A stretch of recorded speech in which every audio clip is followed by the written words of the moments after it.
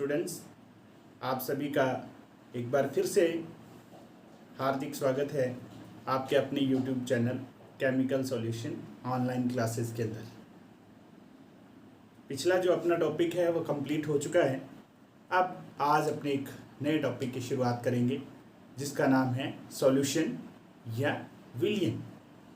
उससे पहले एक ज़रूरी सूचना आप सभी के लिए, यदि आप हमारे लाइव क्लासेस में जुड़ना चाहते हैं तो नीचे दिए गए डिस्क्रिप्शन बॉक्स के अंदर टीचमिंट जो ऐप है उस पर आप रजिस्ट्रेशन करें। दी गई क्लास आईडी को लगाते हुए आप हमारी लाइव क्लासेस के अंदर जुड़ सकते हैं। तो आज का जो हमारा टॉपिक है वो है सॉल्यूशन।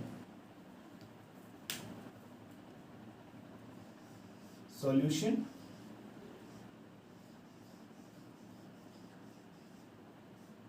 या जिसे हम हिंदी में कहते हैं विलयन।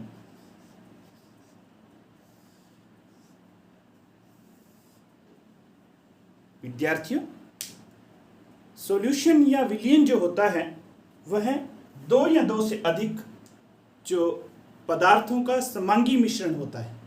विलयन किसे कहते हैं? दो या दो से अधिक पदार्थों का समांगी मिश्रण जो है वो विलयन कहलाता है।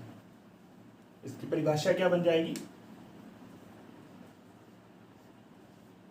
दो या दो से अधिक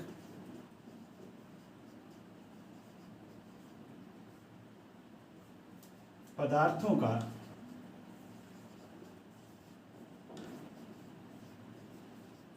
समांगी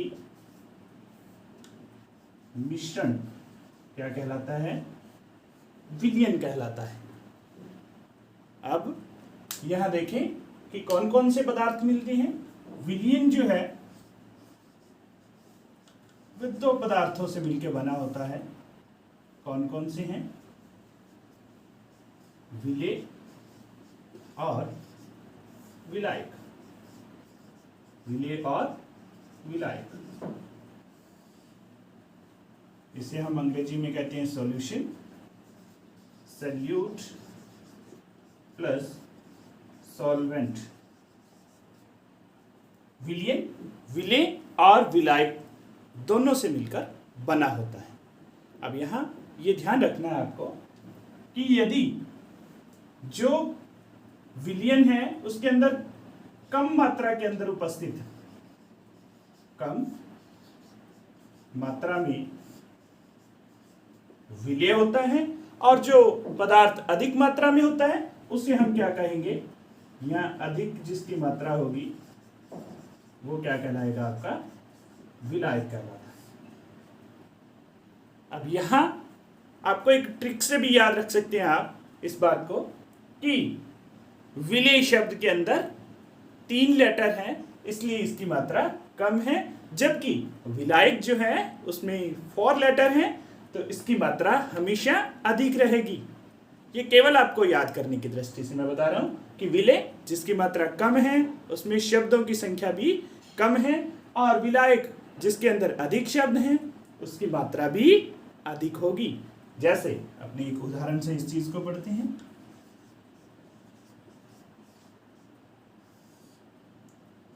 यदि मैं कहूं कि 15 ml अल्कोहल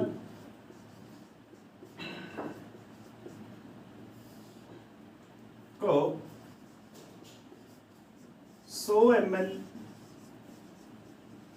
वाटर में मिक्स किया जाता है, तो यहां पे देखें अधिक जो मात्रा है वो किसकी है? वाटर की है, अर्थात ये किसका रूप लेगा? ये यहां विलायक या सॉल्वेंट ये कहलाएगा। और 15 ml अल्कोहल है तो उसकी मात्रा कम है, अर्थात ये किसके रूप में यूज होगा?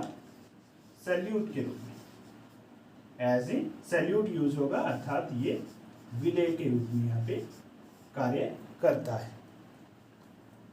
दूसरी बात, यहाँ आपका जो है टाइप्स ऑफ सॉल्यूशन जो है अपने पढ़ते हैं।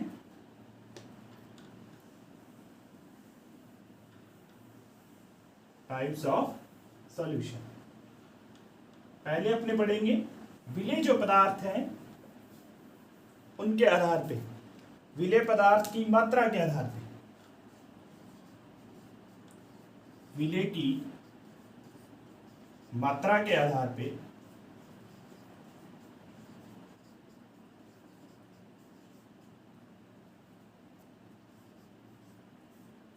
विलयन के प्रकार।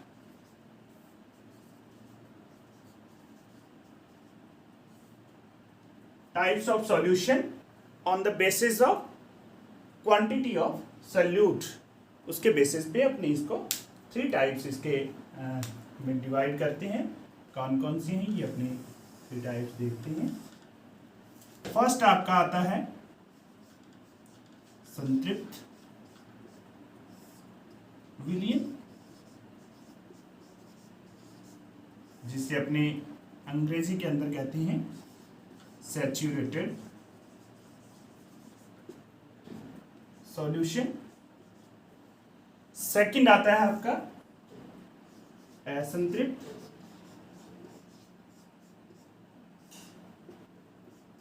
विलयन, या जिसे हम कहते हैं अनसैचुरेटेड सॉल्यूशन। और थर्ड वन आपका आता है अति संतृप्त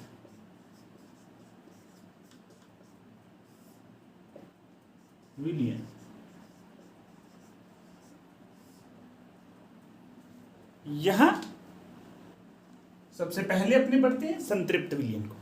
अब देखिए संतृप्त विलयन का अर्थ ये होता है कि जो विलयन है उसके अंदर विलेय की जो अधिकतम मात्रा आ सकती है वो इसके अंदर उपस्थित होती है। वह विलयन जिसके अंदर विलेय की अधिकतम मात्रा जो उसके अंदर डिसॉल्व हो सकती है वो उपस्थित हो, उसे हम कहेंगे संतृप्त विलयन। अर्थात इसके अंदर विलेय की अधिकतम मात्रा क्या होगी,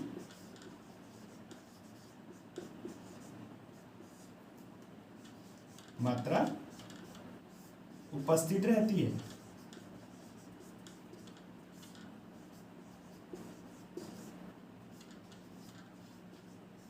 यदि इसके अंदर और अधिक विलेय पदार्थ को मिलाया जाएगा तब इसके अंदर वह डिसॉल्व नहीं होगा। दूसरा देखें असंतृप्त विलयन। असंतृप्त विलयन वह होता है जिसके अंदर विलेय की अधिकतम मात्रा घुलने की अभी क्षमता होती है। अर्थात इसके अंदर जितने अधिकतम विलेय घोले जा सकते हैं किसी विलायक के अंदर, उससे कम विलेय इस विलयन के अंदर घुले रहते हैं। अर्थात अपने कह सकते हैं कि विलेय की अधिकतम जो मात्रा है,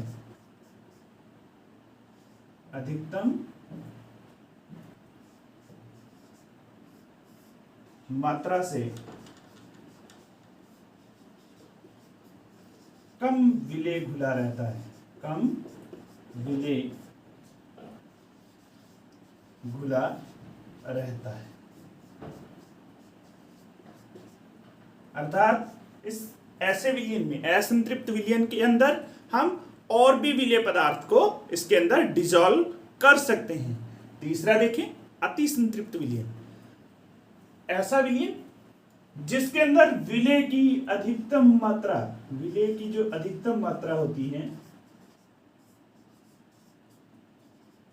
मैक्सिमम जो क्वांटिटी इसके अंदर डिसॉल्व हो सकती है उससे भी विलेय की अधिकतम मात्रा जो विलायक में घुल सकती है, विलायक के अंदर घुल सकती है, घुल सके से भी अधिक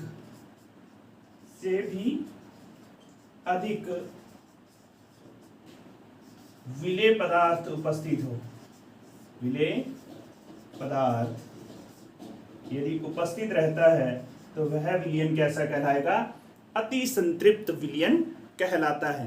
तो यहाँ विद्यार्थियों आपको ये ध्यान रखना है कि ये वाला जो है अति संतृप्त विलयन जो है ये वास्तव में विलयन नहीं कहा जा सकता। इसका कारण क्या है?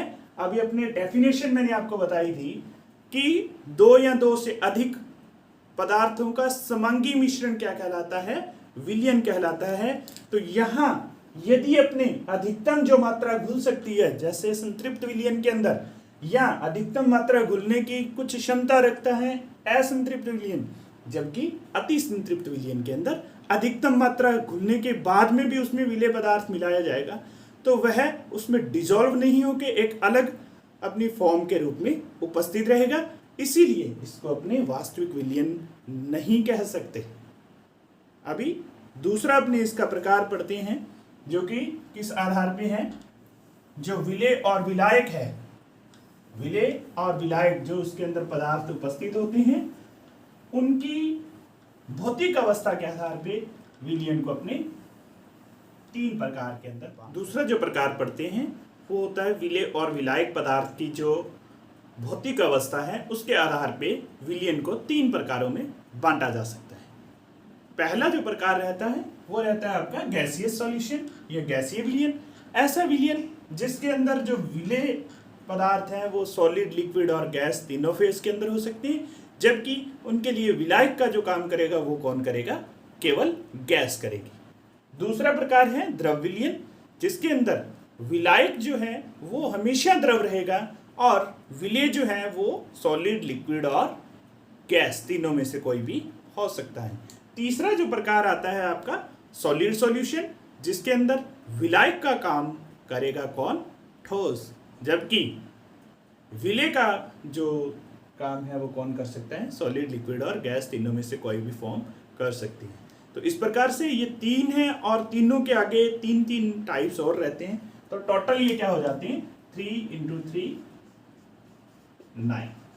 तो विद्यार्थियों आपको ये विशेष ध्यान रखना है, ये वाला जो क्वेश्चन है यहाँ पे ये अपने जो अभी 3 टाइप्स इसके पढ़ेंगे, उन टाइप्स के अंदर आपसे क्वेश्चन बोर्ड एग्जाम के अंदर भी पूछा जाता है और इसके अलावा जितने भी कॉम्पिटिटिव एग्जाम्स होते हैं उनके अंदर भी ये वाला क्वेश्चन पूछे जाते हैं। तो आपको विशेष ध्यान रखना है, इनको हमेशा आपके ध्यान में ये रहने चाहिए। सबसे पहले अपने बात करते हैं गैसीय विलयन की। गैसीय विलयन के अंदर अभी मैंने बताया कि विलायक जो है वो कौन होगा? हमेशा गैस होगा। तो ये हमेशा फेज क्या रहेगी? गैस रहेगी। और विलेय सॉलिड, लिक्विड और गैस तीनों में से कोई भी फेज हो सकती। यदि किसी विलयन के अंदर ठोस पदार्थ कम मात्रा में और गैसीय जो पदार्थ है वो अधिक मात्रा में हो तो ऐसा जो विलयन है वो कैसा, कौन सा कहलाएगा? आपका सॉलिड इन गैस भी इसको बोला जाता है। तो इसका एग्जाम्पल अपने पढ़ लेते हैं, जैसे धुआं। बहुत से बार कंपटीशन एग्जाम के अंदर ये वाला क्वेश्चन पूछा गया है धुएं के बारे में। कार्बन जो कि सॉलिड पार्टिकल्स होते हैं वो इसके अंदर लेस क्वांटिटी के अंदर होती है, जबकि गैसियस जो फेज है वो इसके अंदर ज़्यादा मात्रा में उपस्थित होती है। दूसरा यदि अपने इसका उदाहरण करना चाहें तो जो ऊर्ध्वपातन होता है, गैसों का ऊर्ध्वपातन जो है, गैसों का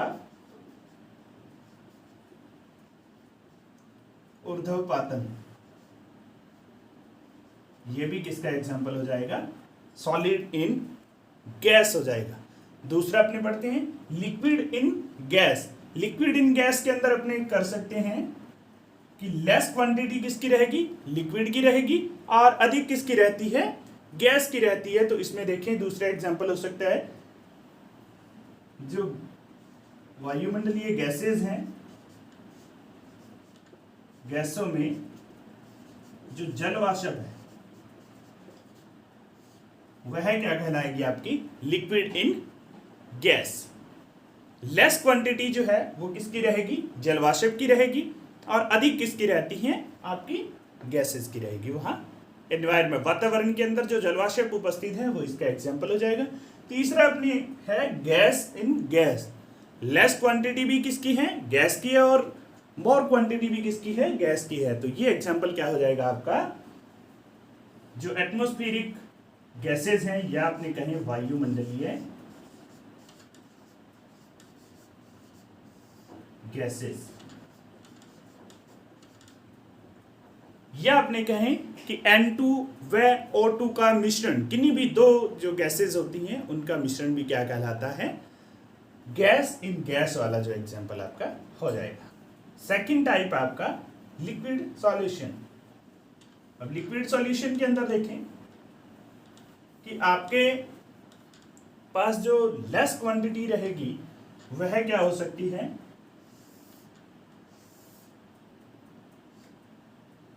सॉलिड, लिक्विड और गैस हो सकती हैं, और अधिक जो मात्रा रहेगी वो किसकी रहेगी, जलीय विलयन के अंदर लिक्विड की। तो यहाँ देखें ये लिक्विड, लिक्विड और लिक्विड है। तो यहाँ देखें पहला जो एग्जांपल आपका बनता है उसके अंदर रहता है कि लेस क्वांटिटी किसकी रहेगी, सॉलिड की रहेगी, और मोर क्वांटिटी किसकी रहेगी, लिक्विड की रहेगी। तो ये वाला एग्जांपल आपका हो जाएगा कौन सा, सॉलिड इन लिक्विड हो जाएगा, सॉलिड इन लिक्विड हो जाएगा। तो ये जैसे अपने एग्जांपल ले लें, जल में लवण कह दें, चाहे नमक कह दें, चाहे अपने कह दें कि शर्करा का जलीय विलयन है, या एक्वस सॉल्यूशन ऑफ शुगर, ये दोनों ही एग्जांपल किसके हो जाएंगे, सॉलिड इन लिक्विड हो जाएंगे। फिर देखें लिक्विड और लिक्विड का ये एग्जांपल आप दैनिक जीवन के अंदर बहुत से पढ़ते हैं, किन्हीं भी दो द्रव पदार्थों का मिश्रण, अपने जैसे यहाँ ले लें, पहले अपने जो एग्जांपल किया था जैसे अल्कोहल व जल का मिश्रण, दूसरा अपने एग्जांपल कर सकते हैं दूध व पानी का मिश्रण, बहुत से एग्जांपल इसके अंदर आपको मिल जाएंगे। तीसरा एग्जांपल आता है आपका जो गैसेस हैं वो लेस क्वांटिटी के अंदर हो और मोर क्वांटिटी के अंदर क्या हो, आपका लिक्विड उपस्थित हो। तो ये क्या कहलाएगा आपका, जैसे सोडा वाटर वगैरह हो जाते हैं, अमोनीकृत जल हो जाता है, ये क्या आ जाएंगे, इसके एग्जांपल आ जाएंगे। अमोनीकृत जल हो गया, सोडा वाटर हो गया, और सोडा वाटर पे बहुत सी बार क्वेश्चन पूछे जाते हैं। सोडा वाटर हो गया जिसके अंदर लिक्विड जो है अधिक मात्रा के अंदर है, जितनी भी अपने कोल्ड ड्रिंक्स ये लेके आते हैं उसके अंदर जो गैसेज होती है वो लेस क्वांटिटी के अंदर होती है, और लिक्विड जो फेज है उसकी वो अधिक मात्रा के अंदर उपस्थित होती है। तो ये एग्जांपल आपका हो जाएगा गैस इन लिक्विड का। और तीसरा जो टाइप है उसके अंदर अपनी अपनी पढ़ते हैं सॉलिड सॉल्यूशन, जिसके अंदर विलायक का जो काम करेंगे वो क्या करेंगे, सॉलिड करेंगे। यहाँ विलायक क्या होंगे, सॉलिड होंगे। मैं एग्जांपल को इधर वाली साइड में लिख देता हूँ, इनके उदाहरण जो है वो इस साइड लिख देते हैं। तो पहला जो रहता है मैं कहता हूँ सॉलिड, लिक्विड और गैस। तो देखिए सॉलिड इन सॉलिड अर्थात लेस जो क्वांटिटी है वो भी सॉलिड है और अधिक वाला भी कौन है, सॉलिड है। तो ऐसी स्थिति के अंदर उदाहरण जो बन जाएंगे आपके, जितनी भी अलॉयज होती हैं या मिश्र धातु होती हैं वो सभी इसके उदाहरण हो जाएंगे। जितनी भी दो या दो से अधिक जो धातुएं मिलती हैं तो किसका निर्माण होता है, मिश्र धातु का निर्माण होता है। तो वही उसका क्या कहलाएगा, सॉलिड इन सॉलिड सॉल्यूशन कहलाता है। दूसरा एग्जाम्पल है कि लेस क्वांटिटी के अंदर आपके पास जो है लिक्विड हो और मोर क्वांटिटी किसकी हो, आपके सॉलिड की रहती है। तो ऐसी जो स्थिति रहती है उसको अपने कहते हैं लिक्विड इन सॉलिड। तो यहाँ ये ध्यान रखना है कि ये एग्जाम्पल हो जाता है आपका धातु अमलगम। धातु अमलगम। अब धातु अमलगम होता क्या है वास्तव में, इस चीज को मैं थोड़ा सा आपको क्लियरिफाई कर देता हूं। जो पारा एकमात्र लिक्विड जो अपनी धातु रहती है उसके साथ यदि कोई अन्य धातु जो सॉलिड होती है उसको अपने दोनों का मिश्र धातु बनाते हैं तो वह पारे का अमलगम कहलाता है। वह उस धातु का अमलगम कहलाएगा, उस धातु का अमलगम कहलाता है। तो ये आपको ध्यान रखना है। कोई भी धातु है, जैसे मैं कहूं कि सोडियम का यदि अपने Hg के साथ में मिश्रण कर दें तो अपने क्या कहेंगे, सोडियम अमलगम कहलाएगा। धातु जिस भी धातु के साथ वो अमलगम बना रहा है उसके साथ यदि, जैसे यहाँ सोडियम अमलगम मैंने बोला है, तो सोडियम के साथ ये क्या बना रहा है, अमलगम बना रहा है। तो अमलगम का मतलब हो गया कि वहाँ Hg धातु प्रेजेंट है और जो धातु का नाम पहले बोला जा रहा है उसके साथ जो है Hg का मिश्रण बन रहा है। तीसरा जो एग्जाम्पल आता है वो आपका आता है गैस इन सॉलिड का। तो गैस इन सॉलिड का अपने एग्जाम्पल देखें तो ऐसी जो आते हैं एग्जाम्पल जिसके अंदर लेस क्वांटिटी गैस की रहेगी और मोर क्वांटिटी किसकी रहेगी, सॉलिड की रहेगी। तो जैसे धातुएं होती हैं तो धातुओं पर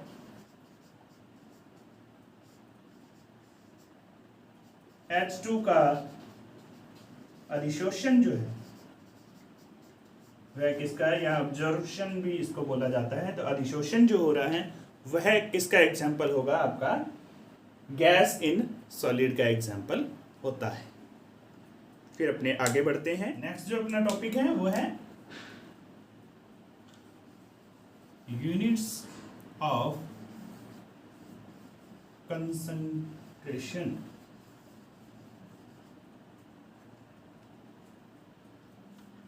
सांद्रता की इकाइयां के अंदर विलेय और विलायक की जो मात्रा है उनके अंदर क्या संबंध है, आपसी जो अनुपात है वही उसका क्या कहलाएगा, विलयन की सांद्रता कहलाती है। तो यहां अपने इनकी इकाइयों को दो तरीके से अपने पढ़ेंगे। कौन कौन से हैं मेथड। फर्स्ट जो मेथड आता है W/V यूनिट्स, सेकंड आती है W/W यूनिट्स, या इसको अपने जो कहते हैं वो कहते हैं भार आयतन मात्रक,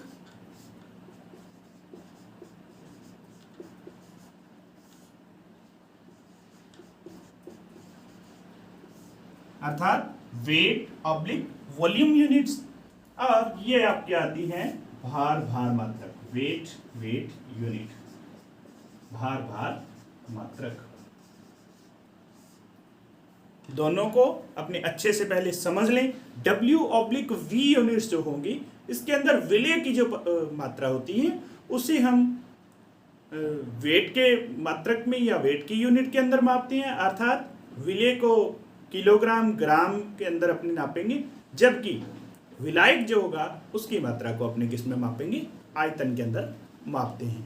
दूसरी जो यूनिट रहती है भार मात्रक, उसके अंदर विलेय और विलायक दोनों की मात्रा को जो भार के मात्रक के अंदर या भार की जो यूनिट है जैसे ग्राम किलोग्राम इनके अंदर मापा जाता है। तो देखिए हमने जो अभी पढ़ा क्या कि विलेय की जो मात्रा है उसको भार की इकाई में मापेंगे और ज्यादातर इसको अपने ग्राम के अंदर लेंगे। और विलायक की जो मात्रा है, विलायक की जो मात्रा है वो किस में मापी जाएगी, आपकी आयतन की इकाई में। आयतन की इकाई या यूनिट कौन सी, लीटर। भार जो मात्रक होंगे वहां विलेय व विलायक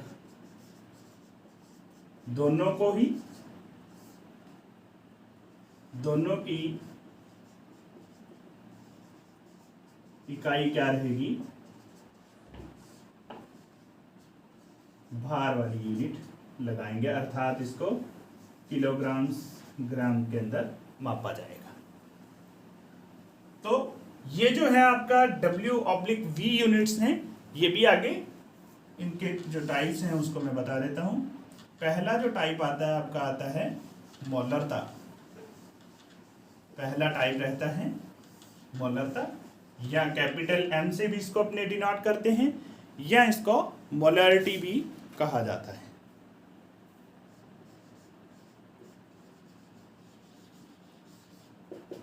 सेकंड आता है नॉर्मलता।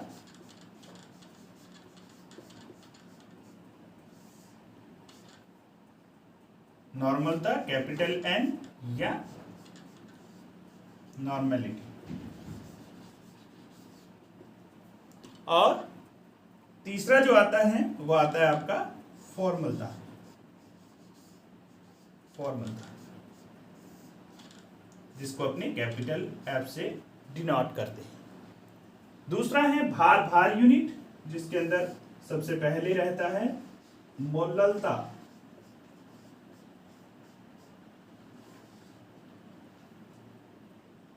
मोलैलिटी,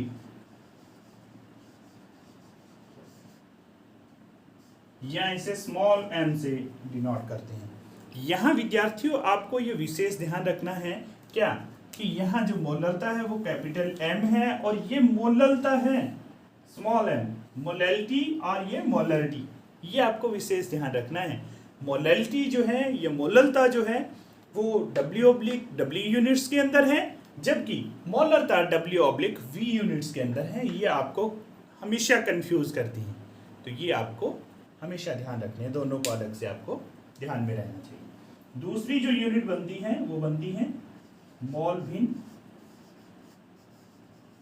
जिसको अपने डिनोट करते हैं x से, या अंग्रेजी में इसको कहते हैं मोल फ्रैक्शन।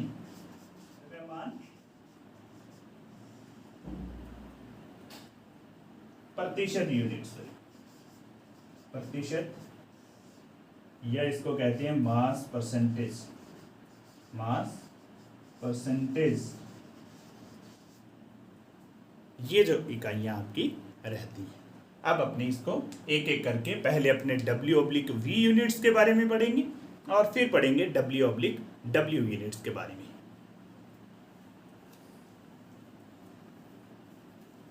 तो देखिए,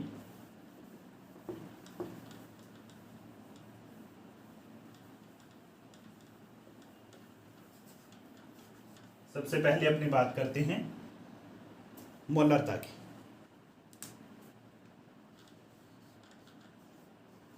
मोलरता,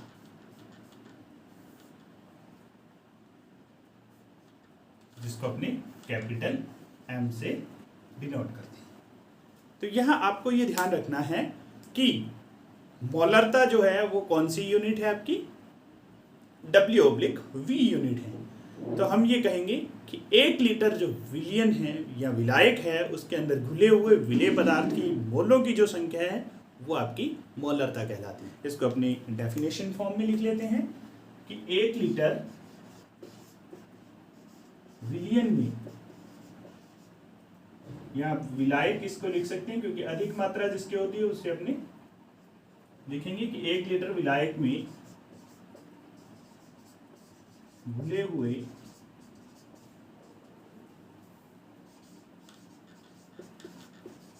विलेय के मोलों की जो संख्या है वही क्या कहलाएगी, इसकी मोलरता कहलाती है। अर्थात इसको अपनी सूत्र रूप में लिखना चाहें तो मोलरता क्या हो जाएगी, मोलरता capital M is equal to, ऊपर क्या आ जाएगी, विलेय के मोल या विलेय के मोलों की संख्या, और अपॉन क्या आ जाएगा, विलायक का आयतन लीटर में। अर्थात विलेय के मोलों की संख्या और विलायक का जो आयतन है, उन दोनों का अनुपात ही क्या कहलाता है, आपकी मोलरता कहलाती है। ये ध्यान रखें, जो विलेय के जो मोल हैं उसको यदि अपने ज्ञात करना चाहें तो कैसे ज्ञात करेंगे, विलेय के मोल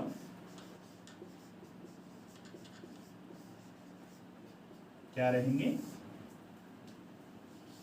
विलेय का भार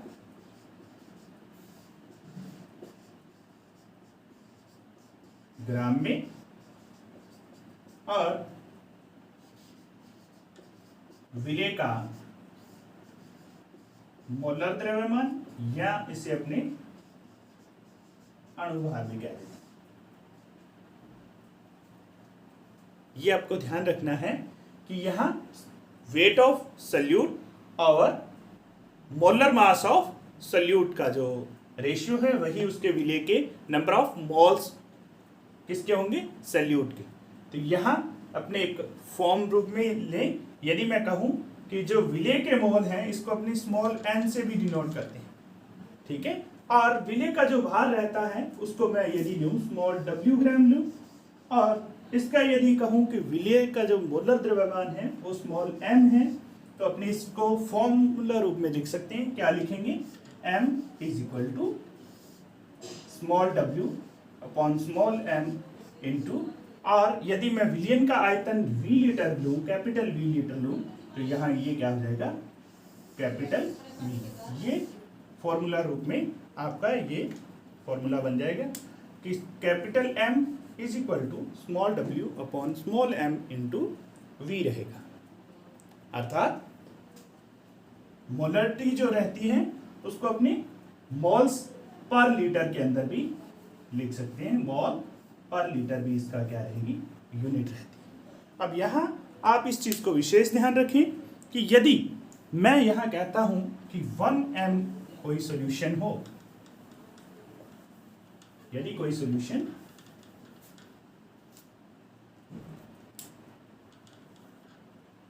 1m सॉल्यूशन हो, तो उसका अर्थ ये हुआ कि इसके अंदर 1 लीटर जो विलायक है उसमें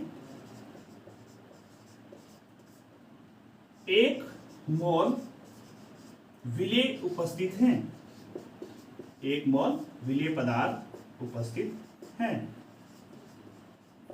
आप जितने भी टाइट्रेशन के अंदर प्रैक्टिकल्स करेंगे उनके अंदर आपको ये यूनिट्स बहुत ज्यादा काम में आती हैं। यदि इसी प्रकार से मैं कहूं कि m/10 कोई सॉल्यूशन है या m/20 कोई सॉल्यूशन है, तो उसके अंदर यदि मैं कहूं तो इसका अर्थ ये हुआ, m/10 का अर्थ ये होगा कि 1 लीटर जो विलायक है उसमें विलेय के जो पदार्थ हैं, विलेय के जो मोल हैं वो कितने होंगे? वह 0.1 होंगे। और यहाँ इसी तरह से 1 लीटर जो विलायक होगा उसके अंदर विलेय के मोल जो कितने होंगे? 0.5 रहेंगे। ये वाली चीज आपको ध्यान में रखनी है। दूसरी बात आती है नॉर्मलता।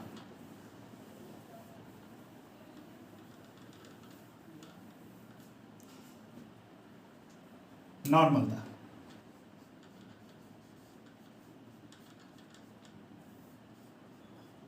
कैपिटल एन से इसको डिनोट करते हैं। किसी भी पदार्थ के अंदर नॉर्मलता को यदि अपने को ज्ञात करना है तो हम कह सकते हैं कि 1 लीटर जो विलायक होता है उसमें घुले हुए विलेय के जो ग्राम तुल्यांकी भार होते हैं, 1 लीटर जो विलायक है, 1 लीटर जो विलायक है में घुले हुए विलेय के ग्राम तुल्यांकों की संख्या क्या कहलाती है? नॉर्मलता कहलाती है। ये कैपिटल एन कहलाती है। तो यहां इसको अपने फॉर्मूला रूप में लिख सकते हैं। नॉर्मलता capital N is equal to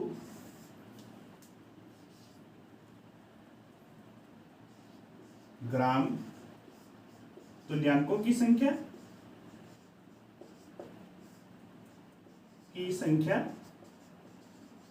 और वही क्या?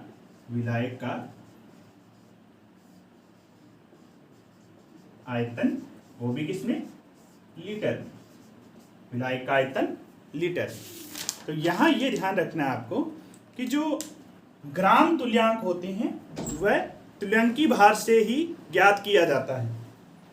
ग्राम तुल्यांकों की जो संख्या रहेगी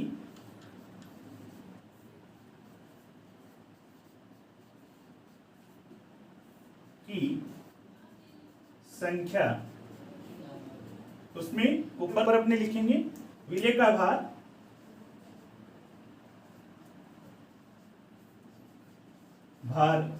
ग्राम में और विलेय का तुल्यांकी भार,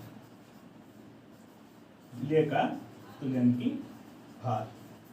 यहां आपको यह भी ध्यान रखना है कि कि जो तुल्यांकी भार होता है वह तुल्यांकों की संख्या ही होती है। वह क्या होती है? किसी भी पदार्थ की तुल्यांकों की संख्या को ही अपने तुल्यांकी भार कहते हैं। तो यहाँ यदि मैं कहूँ कि कोई सॉल्यूशन 1n है, उसका तात्पर्य क्या होगा? उसका तात्पर्य यह होगा कि इसके 1 लीटर जो विलायक है उसमें 1 ग्राम तुल्यांक उपस्थित है। इसी तरह से यदि मैं कहूं 1/10 या n/10 सॉल्यूशन हो, n/100 सॉल्यूशन यदि अपने लेते हैं तो उनके अंदर क्रमशः n/10 के अंदर 0.1 ग्राम तुल्यांक 1 लीटर विलायक में होंगे, जबकि n/100 जो होगा उसमें 0.01 ग्राम तुल्यांक 1 लीटर विलायक के अंदर उपस्थित। तीसरा जो यूनिट है फॉर्मलता, या कैपिटल F। किसी भी विलयन के निश्चित आयतन में घुले हुए विलय के ग्राम सूत्रभारों की संख्या। यहां क्या ध्यान रखना है कि निश्चित आयतन में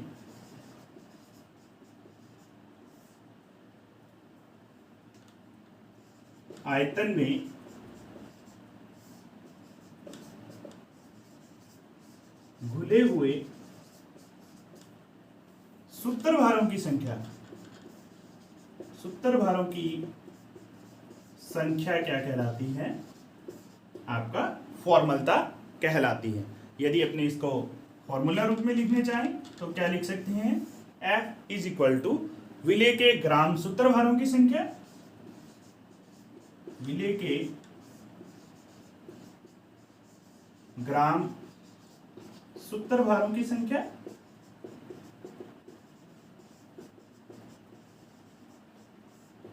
बटे विलायक का आयतन,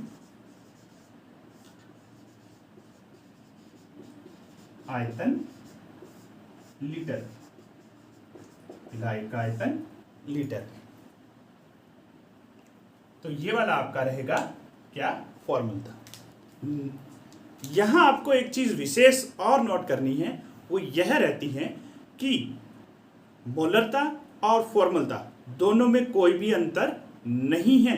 वहां विलय के मोलों की संख्या ली जाती है, जबकि यहां पे अपने क्या ले रहे हैं? ग्राम सूत्रभारों की संख्या ली जाती है। अब वास्तव में होता क्या है कि कोई भी यदि यौगिक उपस्थित है तो यौगिक के जितने भी परमाणु हैं उन सभी परमाणुओं की जो संख्या का योग होगा वही आपके सूत्रभार होंगे। केवल इतना ही अंतर रहता है कि वहां आपके लिए क्या रहता है? विलय के मोलों की संख्या रहती है। वहां विलय एक पदार्थ हो सकता है, यहाँ यदि वो यौगिक में के रूप में उपस्थित है तो वहां अपने सूत्रभारों को काम में लेते हैं। आज के लिए इतना ही। मिलते हैं नेक्स्ट लेक्चर के अंदर नए टॉपिक के साथ। और हाँ, आपको ध्यान रहे कि यदि आप लाइव स्ट्रीम के साथ पढ़ना चाहते हैं तो आप आज ही टीचमेंट ऐप को डाउनलोड करें और डिस्क्रिप्शन बॉक्स में दिए गए क्लास आईडी के माध्यम से आप लाइव क्लासेस में भी जुड़ सकते हैं। तब तक के लिए धन्यवाद।